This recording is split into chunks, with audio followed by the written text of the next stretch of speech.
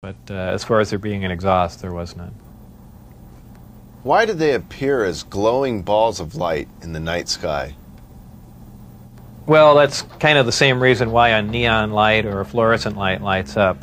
What you're dealing with is a high energy source in essentially a gas atmosphere, oxygen, nitrogen.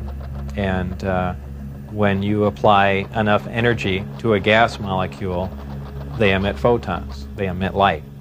And I don't think it's anything, it's really a byproduct of how the craft operates. When it's emitting that much energy, the gas surrounding the craft emits light, the same reason why lightning is visible. You have a huge electrical discharge, and the gas emits light in the form of lightning bolt. If you were going to see one of these crafts at night operating, it would appear really as a glowing ball or just a bright light in the sky from a distance. Even close up, you'd see a glowing halo around it. This is typically what you'd see in your normal UFO sighting, if you've heard them a lot. However, keep in mind that lights in the sky are caused by much more common things than flying saucers. Tell us a little more about the aurora you witnessed taking off out of Area 51. When I was leaving the Area 51 facility heading down to S4, there was a tremendous roar, and I have described it as the sound like the sky was tearing. And I couldn't see out the windows of the bus. All I can see out was the very front. And as we came by, I asked Dennis, who was my supervisor and on the bus at that time, he said what that was. He said it was an Aurora, a high-altitude research plane. And it was a large craft, and the one glimpse I got of it was from the rear, and it had two huge square exhausts with vanes in them. And it was just, it sounded more like a rocket than a jet. I don't know. I even think he did mention that it was liquid methane powered, but there again, working on the disk technology, I really could care less what was rolling around at Area 51, but it did catch my eye. As a result of going public, have there been any attempts made on your life? One day when I was getting on Interstate 15, driving down Charleston Boulevard, a car came up alongside of me, and I thought he was just trying to race me to get on the freeway.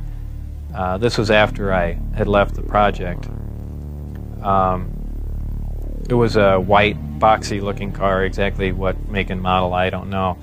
But I accelerated to get on the freeway to go fast, and there was a gunshot, and the back of the car was hit, and I skidded off into the median. And I stopped, and I was frightened, and I just stood there because I thought the guy was going to be alongside of me and just shoot me. I had nothing to do. I was essentially paralyzed with fear, and I waited there, and then nothing else happened. And do I know it was a government agent trying to kill me? No. Could it have been a drive-by shooting? Maybe. So it wasn't. It was an attempt on my life, but by who specifically, I don't know. Though I was threatened before I had left. They threatened my wife's life and my life, so I can only put two and two together and say that they were kind of pissed at me. In an earlier interview, you had mentioned that they had put a gun to your head. Tell us about that. That was after we were caught out when I had the test flight schedule, and I brought some friends out to show them the disc test. We got caught out there, and the following day I was debriefed down at Indian Springs Air Force Base. And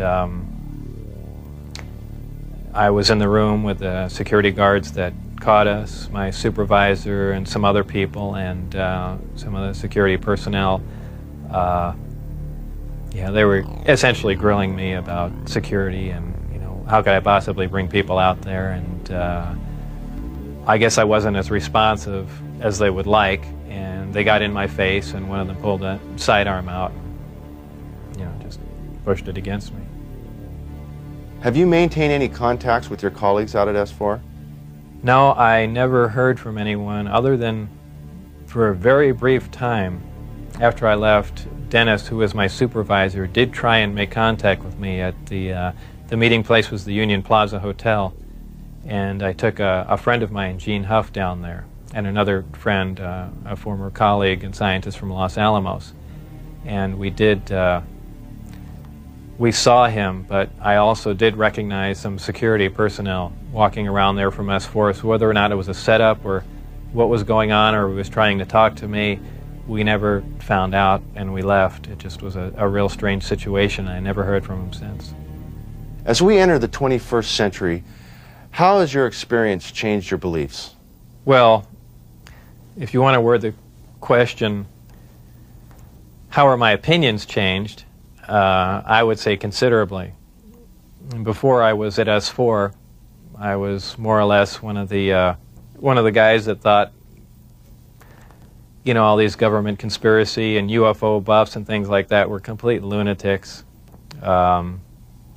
I even remember before I was involved there, a friend showed me a little newspaper clipping and said John Lear was giving a lecture who was touting that aliens from another world came to Earth and there's 70 different species. And I remember laughing on the phone that this guy had lost his mind.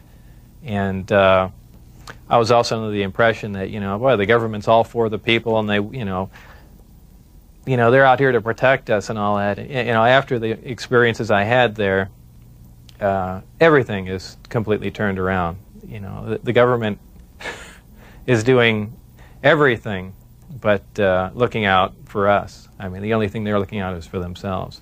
You know, obviously the ET craft do exist. Something had to build them, so there must be aliens. And since there are, and the craft are there must be some sort of factory and an entire civilization somewhere. And if in fact that is true, and it apparently is, then there must be others. Actual crafts and technology from another world. And that's probably the most important event in history. It kind of moved from science fiction into reality in my mind. And it really just, I guess, opened my eyes. The big thing is whether or not we can duplicate them. If we can understand what a device is or how something operates or what its physical makeup is, that's great. But if we can't duplicate it, it's useless to us. So there's really two phases to the project going on there. It's understanding what we're looking at, and then once we understand it, is can we duplicate it with earthly materials and earthly technology? And, you know, unless we've got a handle on both of them, all that technology is useless to us. And if it turns out we can't do that, all we have is one single prized possession that we have to take care of, and that's it. After all that's been said and done, would you do this over again? What would you do differently? I would probably have played along for a longer time. I would like to have known a little bit more about the technology and probably kept quiet if I could have. And possibly never have said anything. I almost wish I had done that. You know, it's it's really only caused headaches and problems. But I believe if I was given the opportunity again to go back in time and redo it, I think I pretty much would have just shut up and gone along with the program. I would have much preferred that instead of the Navy or whoever it was, that hand-picked a few renegade scientists here and there, that they turn it over to some more qualified people. Obviously, I was not the most qualified person on propulsion or field propulsion or anything of that sort. I was just some guy. I mean, they could have picked, I could have named 10 or 12 other guys that were more qualified than me. But, you know, if they turned it over to the scientific community and not just a couple guys here in the United States, I mean, you need a large group of people in a large lab to research what's going on there, not a little quiet installation. It's the security itself that prevents them from getting anywhere. I mean, they never do work hand in hand. You can't have a military mind. Science itself must communicate. You have to have a free exchange of ideas. That's how things progress. And when you clamp down on a security system like that, where you work in isolated groups and ideas cannot be exchanged, you don't get anywhere, and that's the problem they have. What does the future hold for Bob Lazar? Well, I'm not really involved in any of that stuff anymore. That's kind of put behind me. I have my own businesses that I work at, some computer graphics, some consultation, other technical jobs, radiation detectors, and a few other things like that. So really I just go about my life, and that's, something that happened that was fantastic, and it's over, but it's kind of hard to shake it loose, but eventually I will, and that'll be that. I think all the surveillance and everything stopped. I don't think anyone's bothering to monitor me. I've said everything that I know. It's been all over the place, so it's kind of a done deal. As far as whether or not there are any craft out there, I believe they were out and gone in probably the late '89, early '90, and the only thing people see now out there are either flares or planes coming into land, but that's about it. Did you have an interest in flying saucers or science fiction in general as a child? I was never interested in flying saucers as a child. Science fiction, I watched Star Trek, I guess, with everyone else back then, but for the most part, I didn't even believe in flying saucers up until I was employed at S4.